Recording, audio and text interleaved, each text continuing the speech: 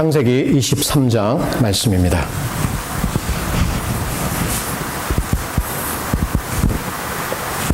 1절부터 읽겠습니다. 사라가 127세를 살았으니 이것이 곧 사라의 향년이라. 사라가 가나안 땅 헤브론 곧 기럇 아르바에서 죽음에 아브라함이 들어가서 사라를 위하여 슬퍼하며 애통하다가 그 시체 앞에서 일어나 나가서 헷 족속에게 말하여 가로되 나는 당신들 중에 나그네요 우고한 자니 청컨대 당신들 중에서 내게 매장지를 주어 소유를 삼아 나로 내 죽은 자를 내어 장사하게 하시오. 헷 족속이 아브라함에게 대답하여 가로되 내 주여 들으소서. 당신은 우리 중에 하나님의 방백이시니 우리 묘실 중에서 좋은 것을 택하여 당신의 죽은 자를 장사하소서. 우리 중에서 자기 묘실에 당신의 죽은 자 장사함을 금할 자가 없으리이다. 아브라함이 일어나 그 땅 거민 헷 족속을 향하여 몸을 굽히고 그들에게 말하여 가로되 나로 나의 죽은 자를 내어 장사하게 하는 일이 당신들의 뜻일진데 내 말을 듣고 나를 위하여 소알의 아들 에브론에게 구하여 그로 그 밭머리에 있는 막벨라 굴을 내어주게 하되 준가를 받고 그 굴을 내게 주소서. 당신들 중에 내 소유 매장지가 되게 하기를 원하노라. 때에 에브론이 헷 족속 중에 앉았더니 그가 헷 족속 곧 성문에 들어온 모든 자에 듣는데 아브라함에게 대답하여 가로되 내 주여 그리 마시고 내 말을 들으소서. 내가 그 밭을 당신께 드리고 그 속의 굴도 내가 당신께 드리되 내가 내 동족 앞에서 당신께 드리오니 당신의 죽은 자를 장사하소서. 아브라함이 이에 그 땅 백성을 대하여 몸을 굽히고 그 땅 백성에 듣는데 에브론에게 말하여 가로되 당신이 합당히 여기면 청컨대 내 말을 들으시오. 내가 그 밭값을 당신에게 주리니 당신은 내게서 받으시오. 내가 나의 죽은 자를 거기 장사하겠노라. 에브론이 아브라함에게 대답하여 가로되 내 주여 내게 들으소서. 땅값은 은 400세겔이나 나와 당신 사이에 어찌 교계하리이까. 당신의 죽은 자를 장사하소서. 아브라함이 에브론의 말을 쫓아 에브론이 헷 족속에 듣는 데서 말한 대로 상고에 통용하는 은 400세겔을 달아 에브론에게 주었더니 마므레 앞 막벨라에 있는 에브론의 밭을 바꾸어 그 속의 굴과 그 사방에 둘린 수목을 다 성문에 들어온 헷 족속 앞에서 아브라함의 소유로 정한지라. 그 후에 아브라함이 그 아내 사라를 가나안 땅 마므레 앞 막벨라 밭굴에 장사하였더라. 마므레는 곧 헤브론이라. 이와 같이 그 밭과 그 족속의 굴을 헷 족속이 아브라함 소유 매장지로 정하였더라. 아멘. 하나님 아버지, 하나님의 말씀 읽었사오니 읽은 말씀들이 우리의 마음에 들려질 수 있도록 깨달아질 수 있도록 또한 삶에 잘 적용될 수 있도록 하나님의 지혜를 우리 모두에게 허락하여 주옵소서. 성령이시여 말씀의 뜻을 우리에게 가르쳐 일러 주옵소서. 예수님의 이름으로 기도합니다. 아멘. 우리의 삶에 가장 원치 않는 불청객이 있다면 아마도 그것은 죽음이라고 할 수 있을 것입니다. 죽음은 우리가 뜻하지 않게 갑자기 우리에게 밀어닥치는 불청객과 같다고 할 수가 있을 것입니다. 우리 추석, 얼마 전에 추석을 지났는데요. 그 추석 때가 되면 신문지상을 통해서 안타깝게 죽음을 맞이한 사람들의 이러한 기사들이 종종 올라오는 것을 보게 됩니다. 그 한 기사를 보니까 참 마음이 많이 아팠습니다. 어머니를 따라서 10살짜리 남자아이와 8살짜리 여자아이가 그 외가댁을 방문을 했습니다. 어머니는 외출을 했고 할아버지 할머니와 그날 밤 잠을 들었습니다. 그런데 그 집이 불이 났어요. 불이 나서 할머니 할아버지는 구사일생으로 가까스로 자기들을 살려서 나올 수가 있었지만 미처 손자와 손녀를 구해낼 수는 없었습니다. 말씀드린 대로 가장 기쁜 민족의 명절에 외가댁을 방문하고 거기서 죽을 것이라고 전혀 상상치 못했던 우리 10살짜리 아이와 8살짜리 아이들 그 기사를 읽으면서 제 마음이 굉장히 슬펐습니다. 저는 그 어머니의 입장을 한번 생각해 보았어요. 만약 제가 그 자리에 있었다면 어땠을까? 도저히 그녀를 위로할 수 있는 말을 생각할 수가 없었습니다. 죽음이란 이렇게 우리에게 불청객처럼 찾아오며 우리의 마음을 찢는 그러한 아픔을 가져다 줍니다. 그래서 죽음에 대해서 얘기하거나 죽음에 대해서 어떠한 대화를 나눈 것에 대해서 상당히 꺼려하는 그러한 경향이 우리에게 있는 것을 보게 됩니다. 며칠 전에도 한 70대 노인이 미국의 이민자로 살아가다가 그 친구하고 막역지각하게 잘 지냈는데 친구가 전화를 걸어도 전화를 받지 않아요. 무슨 일이 있나? 왜 전화를 안 받지? 아파트에 가서 그 일하는 사람을 통해서 문을 열고 따고 들어가니까 그곳에 친구는 이미 싸늘하게 죽은 주검이 되어 있다는 기사도 읽어보았습니다. 얼마나 두려웠을까? 죽음의 마지막 순간에 자기의 곁에 있어줄 수 있는 사람은 아무도 없었다. 왠지 모르게 이러한 기사들은 우리의 마음을 굉장히 아프게 합니다. 그러면서 생각하는 것은 나는 아니지. 죽음, 나는 아니지. 죽음과 우리를 별개로 생각하며 마치 우리는 죽음을 비껴나갈 수 있는 것처럼 착각하기도 하는 것 같습니다. 신문 기사를 통해서 사람의 죽어가는 소리들이 얼마나 많은지 모릅니다. 테러리스트에 의해서 그 몰에 쇼핑을 갔던 많은 사람들이 죽었습니다. 과학무기로 인해서 어린 아이들이, 여자들이, 남자들이 죽어간 것을 읽게 됩니다. 총기 사고로 인해서 이 미국 내에서 갑자기 졸지에 죽음을 당한 기사들, 혹은 오랫동안 암투병을 하다가 죽어간 사람들, 사고로 죽어간 사람들. 죽음은 이러한 것 같습니다. 죽음은 우리의 늘 가까이에 있으며 누구도 이것을 비껴갈 수 없다는 것이 바로 우리가 당면한 현실입니다. 주님께서 곧 재림하시지 않는다면 저와 여러분도 언젠가는 죽음을 맞이하게 될 것입니다.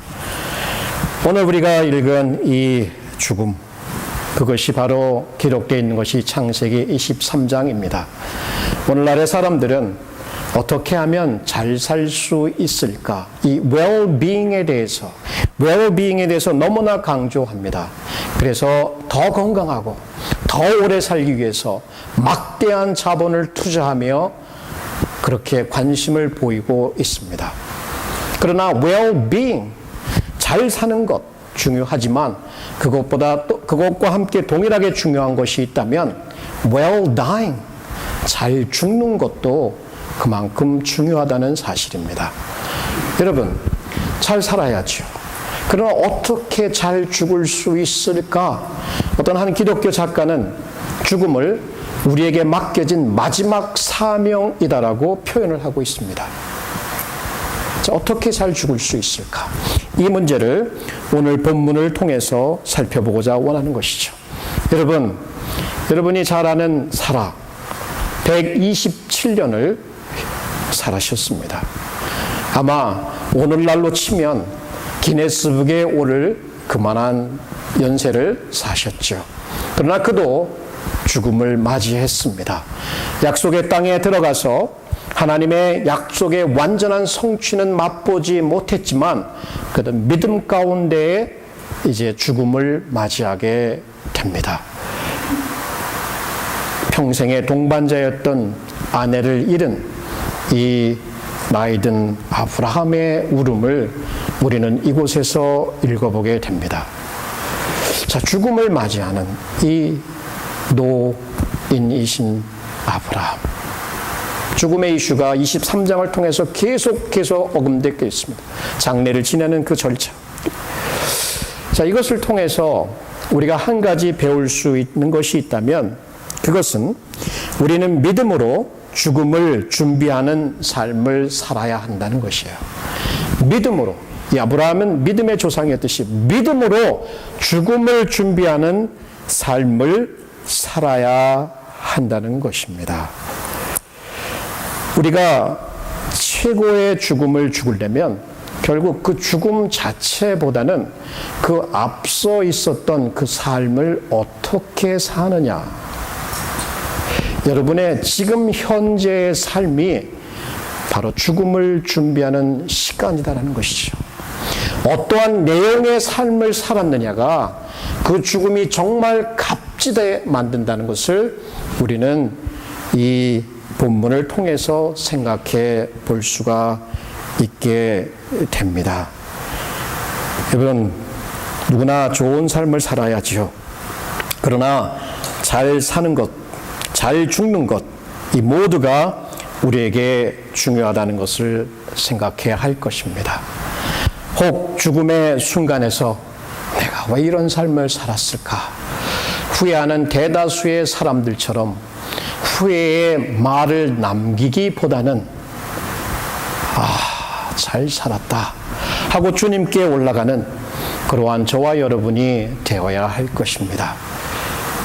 이 질문 앞에, 어떻게 죽을 것이라는 질문 앞에 오늘의 삶을 저와 여러분이 생각해 보아야 할 것입니다.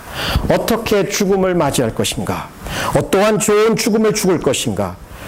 자, 이 질문에 대해서 첫 번째는 하나님의 목적을 이루는 그 삶을 살아라. 하나님의 목적을 이루는 삶을 살아라. 아브라함 영적인 그 여정을 통해서 오늘 우리가 읽은 기사에 보면 그 인생에 있어서 가장 슬픈 그 사건을 맞이하게 되죠.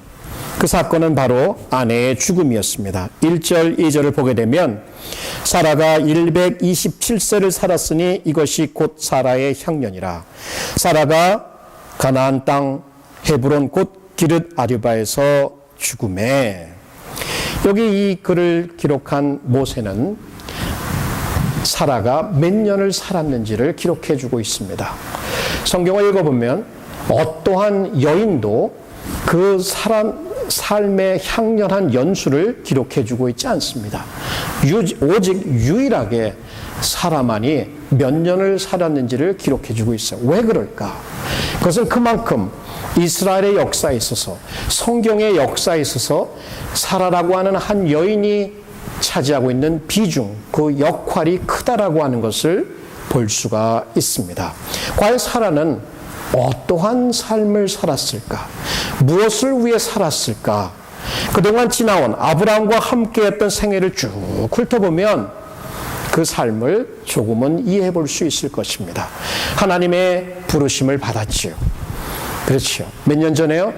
67년 전에. 67년 전에. 그러니까 65세의 부름을 받았고 그가 127세까지 살았으니까 67년 전에 하나님의 67년 전인가요? 제가 수학을 잘 못하니까. 어쨌든 그렇게 부름을 받아서 오랜 세월을 아브라함과 함께 믿음의 여정을 해왔습니다. 그 여정을 하면서 좋은 시간도 지나고 어려운 시간도 지나고 슬픈 시간도 다 겪었을 것입니다. 보십시오. 안락하게 살던 그 자기 정착한 그 땅을 떠나서 미지의 세계로 나아가는 한 연약한 이민자, 남편만 바라보고 이민자로서 그 긴 여정을 떠나는 이 연약한 여인을 생각해 보십시오. 고작 온 곳에 기근이 들어서 먹을 것이 없으니까 애굽 땅으로 도망을 내려가는데 그 땅에서도 남편은 그에게 당신 때문에 내가 죽을 수 있으니까 너희 동생이라고 해. 어떨까요? 그 마음이 어땠어요? 그래도 남편이기에 순종하는 마음으로 순종했고 그것을 따라갔습니다. 그러면서 쭉쭉 이어지는 삶에는 여전히 하나님의 약속이 주어졌습니다. 내가 너로 큰 민족을 이루게 하겠다. 너를 복의 근원으로 삼아주겠다. 너로 인하여 하늘의 무수한 별과 같이 너의 자손을 이렇게 만들어주겠다. 라는 약속을 받았을 때 사라도 동일한 약속을 받은 것이죠. 그런데 아이는 가질 수가 없는 거예요. 한 여인이 그렇게 소원하는 아이를 갖지 못했을 때 그 마음 가운데 가졌을 그 실망과 좌절을 우리는 조금 느껴볼 수 있을 것입니다. 그러면서 믿음이 좀 떨어졌든지 자기의 몸종이었던 하갈을 주어서 아브라함으로 아들을 얻어보려고 했지만 자기의 생각과는 달리 그 하갈이 자기를 멸시하기 시작했을 때 남편한테 당장 달려가서 내가 받아야 하는 능력은 내 것이 아니라 당신이 받아야 된다고 대들며 이렇게 따졌던 이 연약한 여인. 하나님께서 그 아들을 주시겠다고 약속했을 때 농담하시네 생각했지만 약속의 기한에 이르렀을 때 아들을 품는 그 기쁨 어땠을까요? 정말 사라는 믿음이 늘 완전한 것은 아니었지만 그 아들을 받을 때에 그는 믿음이 있었던 여인이었습니다. 그것을 히브리 기자는 이렇게 설명을 합니다. 믿음으로 사라 자신도 나이 늙어 단산하였으나 잉태하는 힘을 얻었으니 이는 약속하신 이를 미쁘신 줄 알미니라. 처음에 불신의 웃음을 웃었을 때 이제는 내가 왜 그랬을까? 기쁨으로 그 웃음을 맞췄던 이 한 여인, 이스라엘의 어머니, 하나님께서는 그에게 약속하셨습니다. 너를 통해서 이 씨를 줄 것이다. 너는 이제 너의 이름이 내가 아니라 사라, 열국의 어미가 될 것이다 라는 그 약속을 주셨고 그 목적을 이루기 위해서 약속한 그 씨앗을 낳기 위해서 자기 자신을 드렸던 그러한 믿음의 여인이었던 것이에요. 그 여인, 그 삶을 통해서 바로 이 하나님의 약속한 씨앗을 이 땅에 나누는, 결국은 이삭을 낳게 됐고 이삭은 다가올 메시아의 모형이 되기 때문에 사라로서는 자기의 삶을 통해서 바로 하나님의 약속을 이루고 그 목적을 이루는 삶을 살았던 것입니다. 사라는 믿음의 여인이었다는 것을 어떻게 알 수 있는가? 저는 그가 90세에 얻은 이 한 아들 얼마나 사랑스러웠을지요. 90세의 그 손자 같은 아들을 안고 기뻐했을 이 나이 많으신 한 여인 사라. 그 아이를 키울 때 대충 생각해 보면 우리 할머니 할아버지들이 아이들을 종종 스포일하는 경우가 있는데 그렇게 키울 수도 있었을 것입니다. 그러나 사라와 그 아들 이삭은 너무나 가까운 관계였어요. 그 아들 이삭이 그 아버지가 그 아들을 모리아 산에서 제물로 드리려고 했을 때 그 아버지의 뜻을 거역하지 않고 죽을 준비가 되어 있었던 이 이삭을 보면서 그가 얼마나 순종적이었는지를, 타고날 때부터 순종하는 아들이었다고 볼 수도 있겠지만 아브라함과 사라가 약속으로 얻은 이 아들을 얼마나 하나님의 말씀과 은혜 가운데 키웠는지를 한번 느껴볼 수 있는 대목입니다. 사라가 이 땅을 떠났을 때 얼마나 그 아들이 어머니를 그리워했는지 우리는 24장에 가게 되면 거기서 리브가 아내를 맞이하면서 어머니를 잃었던 그 마음을 위로받았더라라고 하고 있습니다. 자, 그러면 이 어머니와 이 순종의 아들이었던 이삭과의 관계를 통해서 볼 때 이 사라는 정말 믿음의 여인이었고 그 아들을 믿음으로 키웠다는 것을 볼 수가 있습니다. 이것은 그 삶을 통해서 하나님께서 그를 열국의 어미로 삼으시고 약속한 씨앗을 이 땅에 펼치기 위한 그 목적을 위해서 자신은 삶을 살았고 그것을 의지했고 그것을 위해서 드렸다라고 하는 것을 우리는 이 부분에서 읽어보게 됩니다. 자, 여러분, 질문을 저와 여러분에게 던지겠습니다. 하나님은 여러분을 왜 이 땅에 살게 하셨습니까? 여러분은 무엇 때문에 살아가고 있습니까? 성경을 통해서 우리는 분명히 그 목적을 발견하게 되죠. 저와 여러분 구원하신 이유, 이 땅에 두신 이유는 바로 그 하나님의 목적, 하나님의 영광을 위해서 살라고 하신 것이에요. 그냥 먹고 사는 일에 급급한 것도 아니고 그냥 사업에 급급한 것도 아니고 애들 키우는 것에 급급한 것도 아니고 이런 모든 삶을 통해서 공부하는 게 급급한 것도 아니고 모든 것을 통해서 하나님의 영광을 드러내고 하나님을 즐거워하기 위해서 저와 여러분을 이 땅에 두신 것입니다. 그리고 더 특별하게 여러분이 교회 가운데 이 사회 가운데 두신 그 특별한 탤런트를 통해서 그 목적을 이루며 하나님의 일을 해 나가도록 저와 여러분을 이 땅에 두신 것이에요. 그것을 위해서 삶을 살아갈 때에 죽음을 잘 죽을 수 있으며 죽음을 잘 준비할 수 있다라고 하는 것을 우리는 생각해 보게 됩니다. 한 목사님에 대한 글을 국민일보에서 읽게 되었습니다. 이분은 송신호라고 하는 목사님이었는데요. 73세를 사시고 하나님께로 가셨습니다. 이분은 자기의 평생을 통해서 그리스도의 제자 삼는 일에 온전히 헌신한 분이었습니다. 죽기에 앞서서 2년 전에는 Lou Gehrig disease가 걸렸습니다. 이 Lou Gehrig disease는 뇌에서 근육으로 신호를 보내면 근육이 이렇게 움직입니다. 이렇게 제가 손을 움직인다는 얘기는 뇌에서 신호를 보내기 때문에 그래요. 근데 Lou Gehrig disease가 걸린 사람들은 뇌에서 신호를 보내지 못해요. 그러니까 근육을 쓸 수가 없어요. 근육을 쓰지 못하게 되면 근육이 위축이 돼요. 결국에는 근육이 완전히 쪼그라들어서 죽음에 이르는 병입니다. 근데 2년 동안 이 Lou Gehrig disease하고 싸우면서 그는 한 번도 하나님 앞에 불평하는 말을 하지 않았어요.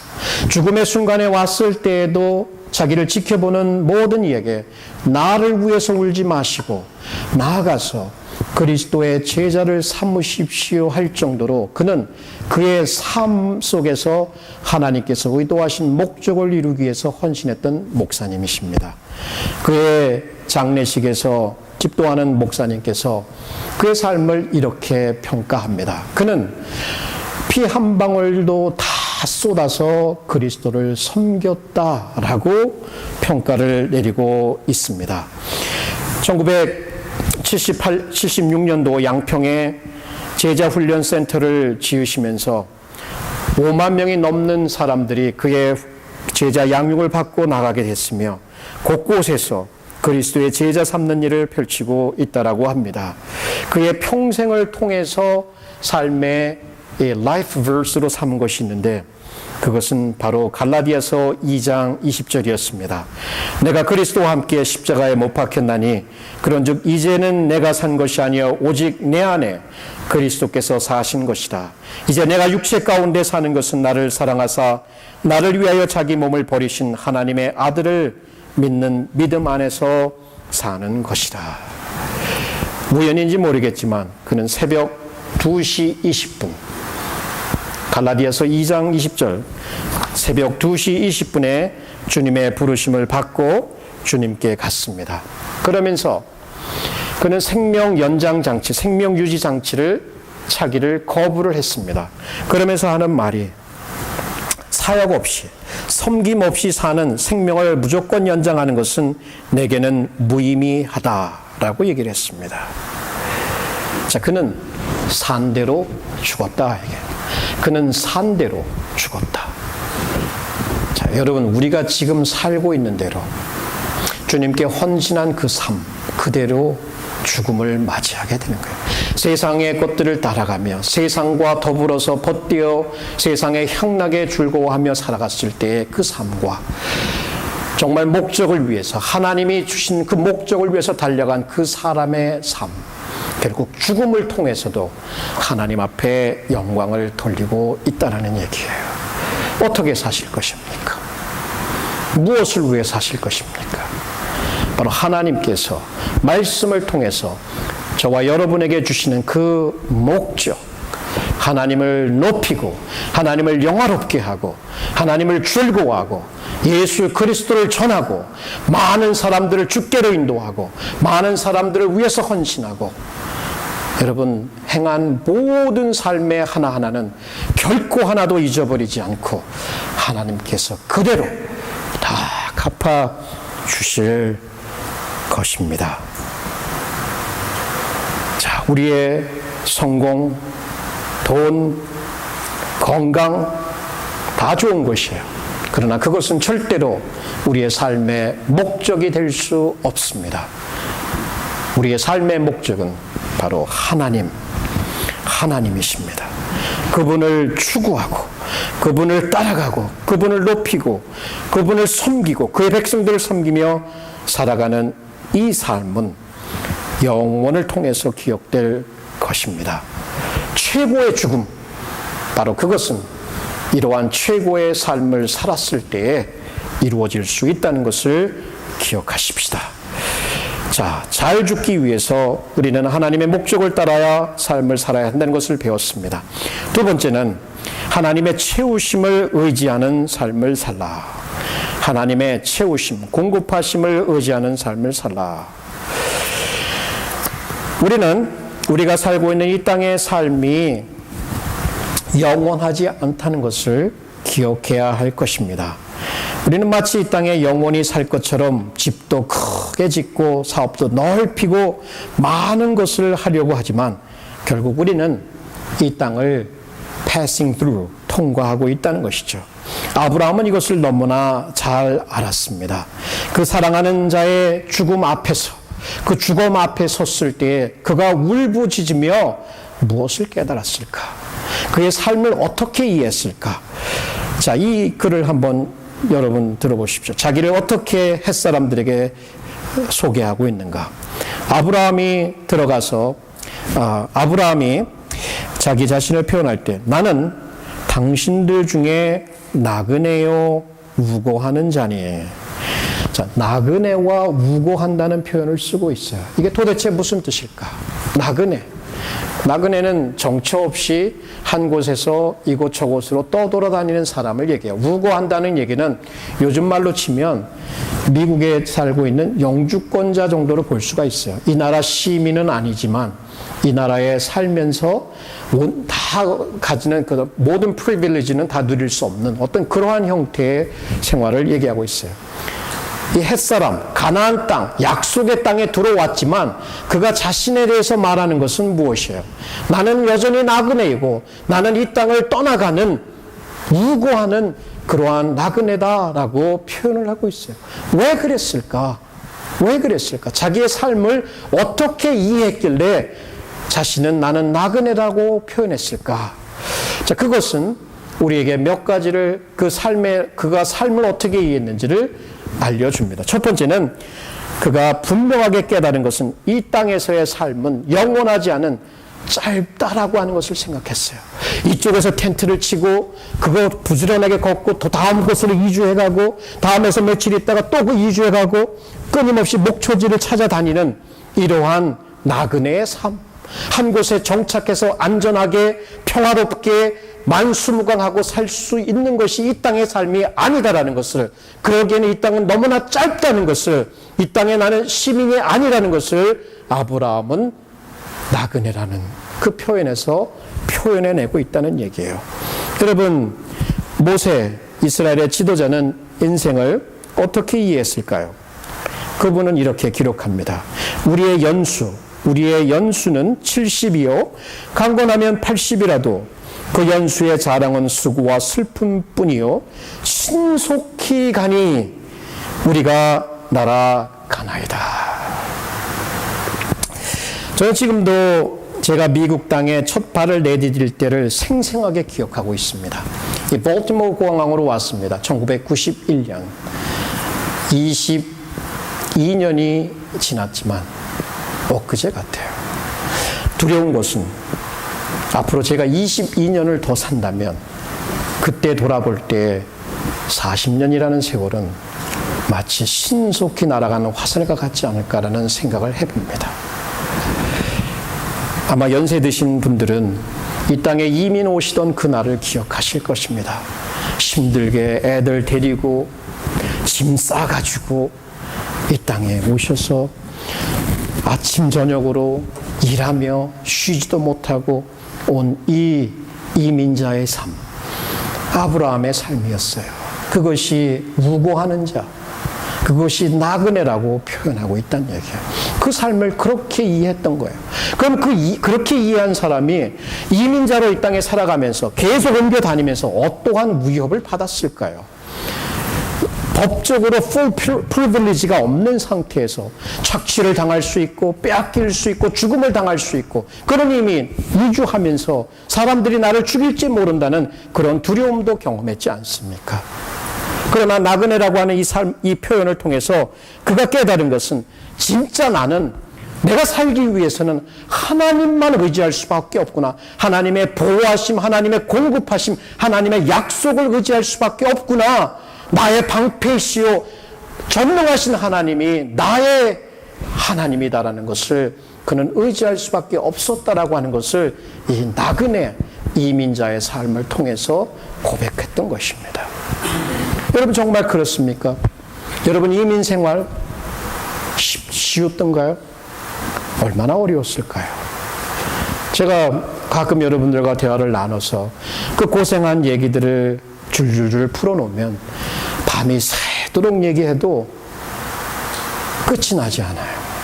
그만큼 그것이 얼마나 어려웠던지.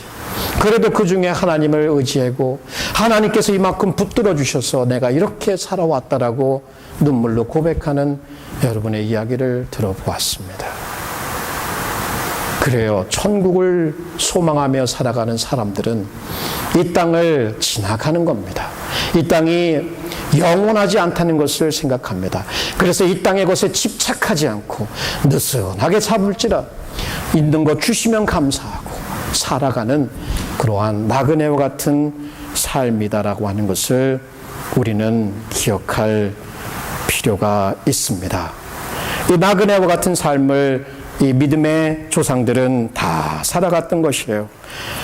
이 나그네와 같은 삶을 살았던 모세도 시편 90편을 기록하면서 이러한 기도를 올렸습니다. 우리에게 우리의 날 계수함을 가르치사 지혜의 마음을 얻게 하소서.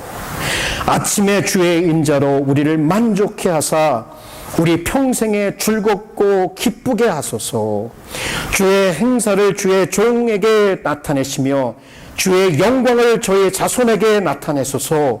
주 우리 하나님의 은총을 우리에게 임하게 하사 우리의 손의 행사를 우리에게 견고케 하소서. 우리 손의 행사를 견고케 하소서. 여러분이 나이가 많으시든 나이가 어리든 모두 하나님의 백성들은 이 땅을 통과하고 있는 것입니다. 이 땅에 영원히 정착해서 살 것이라고 착각하지 마시고 오로지 하나님을 의지하시고 하나님의 약속을 붙들고 하나님의 채워주실 것, 하나님이 보호해 주실 것, 하나님이 그러다가 부르시면 떠나갈 것이라는 것을 생각하시고 급하게 나 준비 안 됐다는 생각하지 마시고 언제든지 부르면 그동안 준비하고 살았기 때문에 I'm ready 갈 수 있는 우리가 되어야 되는 것이죠. 보십시오. 어떠한 삶을 살 것이냐, 그것이 죽음을 준비하는 것이에요. 그리고 그 삶은 바로 하나님을 의지하고 사는 삶이다. 나그네와 같은 이민자의 삶이다. 떠날 준비를 하는 것이다 라고 살펴보았습니다. 세 번째는 하나님의 영원한 나라를 소망하는 삶을 살라. 하나님의 영원한 나라를 소망하는 삶을 살아라. 아브라함 믿음의 사람이었습니다. 사라의 죽음 앞에서 그의 믿음은 나타나고 있죠. 어떻게 나타났을까요? 사라는 사실 죽었을 때 이 가나안 땅을 주신다고 그랬는데 사라는 죽을 때 가나안 땅을 자기의 소유로 갖지 못했어요. 그 넓은 땅 하나도 자기의 소유가 되지 못했단 말이에요. 그래도 그는 그 믿음을 가지고 죽었습니다.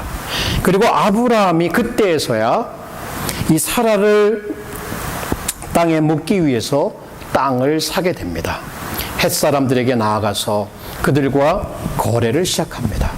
그러면서 그 헤브론 지역이죠. 막벨라 굴, 그 밭과 그 굴을 사가지고 거기다가 그 아내를 묘지를 삼고 거기다 묻게 됩니다.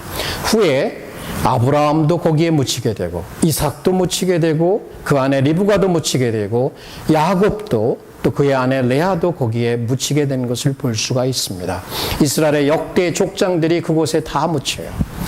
이 얘기는 무엇일까? 그 땅을 샀더라. 아내가 죽었는데 매장지로 땅을 샀더라.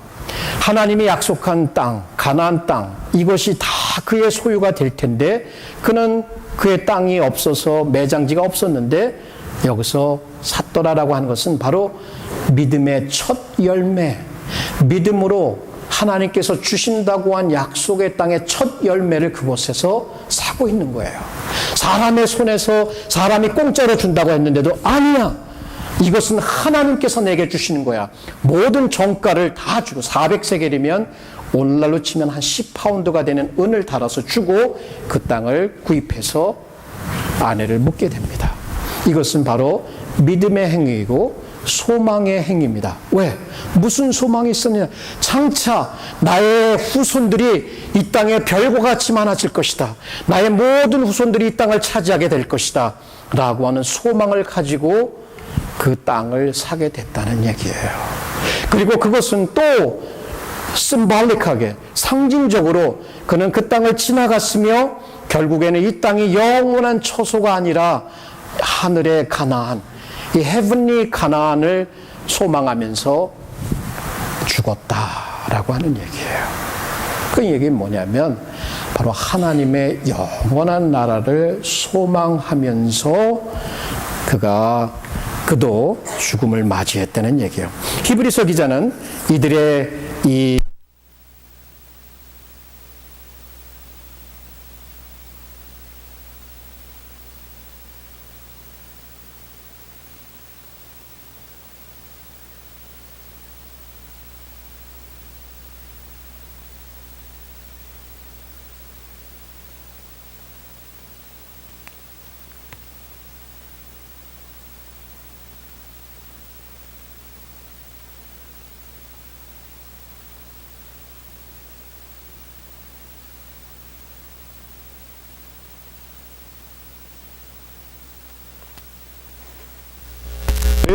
예비하셨더라. 자, 이 묘지를 보면서 거기에 앉혀있는 우리 믿음의 족장들은 말이 없습니다. 그러나 캘빈은 이렇게 말합니다. 그 무덤은 크게 외치면서 죽음은 이들이 약속의 땅을 소유하는 것을 막지 못했다. 우리가 죽는다고 천국에 들어가는 것을 막을 수 있는 것은 아무것도 없다는 얘기입니다. 그것이 바로 죽음을 준비하는 오늘을 살아가고 있는 우리에게 있는 그 소망이다라고 하는 얘기입니다. 자, 우리의 죽음을 준비할 수 있는 최선의 길을, 이 땅을 최선으로 살아갈 수 있는 그 길은 주님의 영원한 나라를 확신하며 소망하며 살아가는 것입니다. 영원한 나라를 향한 이 소망이 바로 오늘 어려움을 당하고 있는 저와 여러분으로 하여금 어떠한 어려움과 어떠한 슬픔이 있어도 그것을 딛고 딛고 일어설 수 있도록 우리를 일으켜 세워준다는 얘기예요. 여러분, 천국을 소망하십니까? 가끔 한 번씩 생각하는 천국이 아니라 늘 천국, 주님이 계신 그곳을 내가 갈 것이다라고 소망하는 자는 어떠한 삶을 살까요? 어떠한 삶을 살까요? 이 땅에 정착하지 않습니다. 어려움도 딛고 일어섭니다. 슬픔도 딛고 일어섭니다. 당장 죽는 한이 있어도 두려워 떨지 않습니다. 왜? 하나님께 갈 것을 알기 때문이죠. 베드로 사도는 그러한 소망에 대해서 이렇게 기록을 해주고 있습니다. 썩지 않고 더럽지 않고 쇠하지 아니하는 기업, 천국을 얘기합니다. 기업을 있게 하시나니 곧 너희를 위하여 하늘에 간직하신 것이라. 여기서 너희는 고난받고 있는 하나님의 백성들을 말합니다.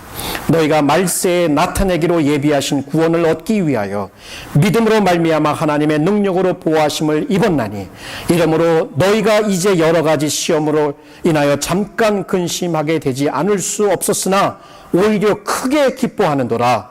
너희 믿음의 시련이 불로 연단하여도 없어질 금보다 더 귀하여 예수 그리스도에 나타나실 때에 칭찬과 영광과 존귀를 얻게 하려 함이라.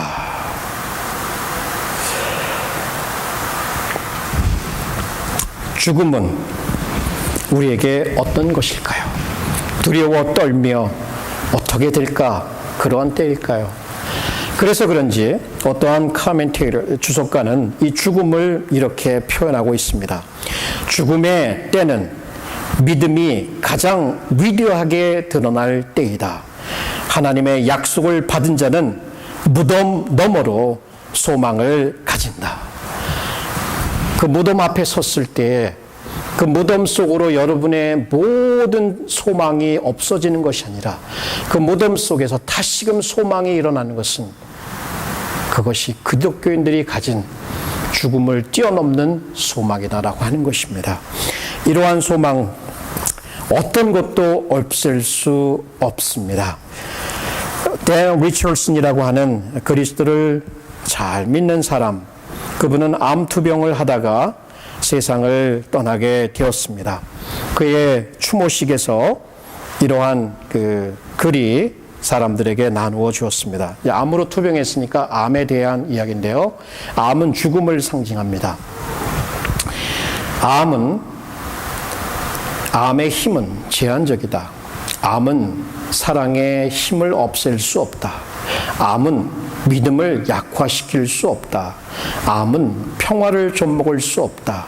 암은 용기를 잠재울 수 없다. 암은 영혼을 침략할 수 없다. 암은 영생을 축소시킬 수 없다. 암은 심령의 불을 끌 수가 없다. 암은 부활의 능력을 약화시킬 수 없다. 왜 이런 말을 했을까요? 만약 죽음과 함께 모든 것이 끝난다면 그는 가장 절망적인 순간에 있었을 것입니다. 그러나 죽음이 끝이 아니다라는 것을 알았기 때문에 그는 말합니다. 믿음도 평화도 사랑의 심도 우정도 그 좋은 많은 기억들도 영혼도 암은 침략할 수 없다. 죽음이 뺏어갈 수 없다라는 것을 확신하고 있었기 때문에 그는 평안한 가운데 죽음을 맞이할 수 있었고 지금은 하나님의 영광 가운데 있는 것입니다. 여러분, 삶을 살아가시면서 무엇 때문에 고통을 받고 있습니까? 혹시 삶이 무의미하다고 생각하십니까? 하나님의 나라를 소망하신다면 현재의 삶에 바쁠 수밖에 없을 것이며 현재의 삶을 의미 있게 살아갈 것입니다. 공부하는 우리 학생들 어떻습니까? 공부, 페이퍼, 퀴즈 어렵죠. 그러나 그것이 다가 아니라 열심히 그것을 감당하면 여러분은 하나님께서 기억하실 것입니다. 다 A를 맞았다라고 하기 때문에 하나님이 기뻐하시는 것이 아니라 하나님의 나라가 있으며 하나님의 나라를 소망하기에 충성스럽게 공부를 했을 때에는 성적과 관계없이 하나님께서 여러분을 기억할 것입니다. 불같은 시험을 당하고 있는 분들에게, 억울함을 당하고 있는 분들에게, 누명을 쓴 여러분들에게, 육신의 고통, 질병으로 고통당하고 있는 자들에게, 사랑하는 이를 무덤에 묻고 오는 자들에게 만약 이 죽음 너머에 소망이 없었더라면 어떻게 살아갈 수 있을까? 특별히 아무도 날 이해하지 못한다고 생각했을 때에 하나님, 그의 나라, 영원한 나라가 없었더라면 어떻게 살아갈 수 있었을까? 분명 천국은, 분명 하나님의 나라는 이 땅에 있던 모든 죄악들이 없어지며 이 땅에 있던 모든 억울함들이 풀어지는 그러한 나라가 될 것입니다. 여러분, 억울함 왜 못 당하겠습니까? 당하지. 사람들 이해하지 못하죠. 가뜩이나 어렵죠. 질병 때문에 싸우죠. 아이들은 키우기 싫어. 그러나 하나님의 나라를 소망하고 그 나라를 바라보면서 이 지금 당하고 있는 크고 작은 일들을 묵묵하게 신실하게 살아가는 것, 그것이 그리스도의 나라, 그것을 소망하는 자들이 죽음을 준비하는 길입니다. 그래요, 우리는 한 번뿐인 인생을 살아가게 됩니다. 이 인생 가운데 두 가지는 확실합니다. 여러분이 태어났다는 것과 여러분이 죽는다는 것입니다. 죽는다, 잘 죽는 것은 잘 산다는 것만큼 중요한 것이죠. 오늘 우리가 배운 대로 잘 죽기를 준비한다는 것은 하나님의 목적을 이루는 삶을 살아가는 그 삶이고, 하나님의 공급하심을 의지하는 그 삶이고, 하나님의 영원한 나라를 의지하는 바로 그 삶입니다. 그러한 삶은 우리가 죽을 때에 우리의 죽음을 아주 아름답게 기억나게 해 주실 것입니다. 우리에게 문제는 어떻게 그러한 삶을 살 수 있느냐는 얘기예요. 살아보셨죠? 쉽지 않아요. 오직 예수 그리스도의 은혜와 그 사랑이 아니고는 살아갈 수가 없습니다. 저는 예수 그리스도의 삶이 어떠했는가, 예수 그리스도는 어떻게 죽음을 준비했는가 생각해 보았습니다. 아마 예수 그리스도의 그 완전한 삶, 그 완전한 삶이 있었기에 그분의 죽음은 우리를 구원할 수 있는, 우리를 용서할 수 있는 능력이 있었던 것이에요. 가장 최고의 죽음이 있었다면 그것은 예수 그리스도의 죽음이고, 가장 최고의 삶이 있었다면 바로 예수 그리스도의 완전한 삶이었습니다. 그것 때문에, 그분의 그 죽음과 그분의 삶 때문에 우리에게 영원한 생명이, 영원한 나라에 대한 소망이 있는 것입니다. 이것이 저와 여러분에게 주어진 그 복된 소식입니다. 그 복된 소식은 바로 이 예수 그리스도의 삶과 그 죽음을 통하여 우리에게 주신 이 영원한 소망. 인생의 목적은 죽음이다. 사람은 죽음을 멀리하거나 잊어버리려 한다는 것은 삶의 목적을 잃어버리는 어리석음이다 라고 몽테뉴가 말했습니다. 자, 여러분이 오늘 살고 있는 이 삶은 바로 여러분이 어떻게 죽을 것인가를 결정할 것입니다. 자, 어떻게 살 것인가요? 어떻게 살 것인가? 역시 예수 그리스도의 십자가 그 사랑으로, 그 은혜로 일어나서 바로 하나님의 목적을 위해서 여러분의 시간을, 여러분의 에너지를, 여러분의 모든 것을 들여서 이루십시오. 결코 헛되지 않을 것입니다. 하나님의 공급하여 주심을 믿고 나아가십시오. 그리고 영원한 나라에 대한 꺼지지 않는 그 소망을 순간순간 붙들고 어렵지만, 힘들지만, 좁은 길이지만 걸어가십시오. 그러면 죽음을 뛰어넘어서 하나님의 그 미소가, 하나님의 그 웰컴이 여러분을 기다리고 있습니다. 나는 아브라함의 하나님이요 이삭의 하나님이요 야곱의 하나님이로라 하신 말씀을 읽어보지 못하였느냐? 하나님은 죽은 자의 하나님이 아니요 산 자의 하나님이라. 나는 부활이요 생명이니 나를 믿는 자는 죽어도 살겠고. 결국 우리는 죽음을 준비하며 살지만 죽음을 통과하여 영원히 살아갈 하나님의 귀하고 복된 존재인 것을 꼭 기억하고 다음 한 주간을 살아가십시다. 우리 기도하십시다.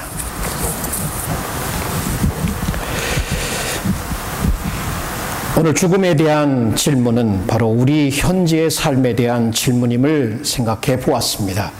어떻게 살고 있는지 돌아보며 하나님의 도우심을 구하고 특별히 하나님의 나라에 대해서 어떻게 소망하고 살아왔는지를 생각하며 그 소망을 다시 한번 우리의 마음에 불일 듯 일게 해달라고 주님께 은혜를 구하십시다. 기도하시죠.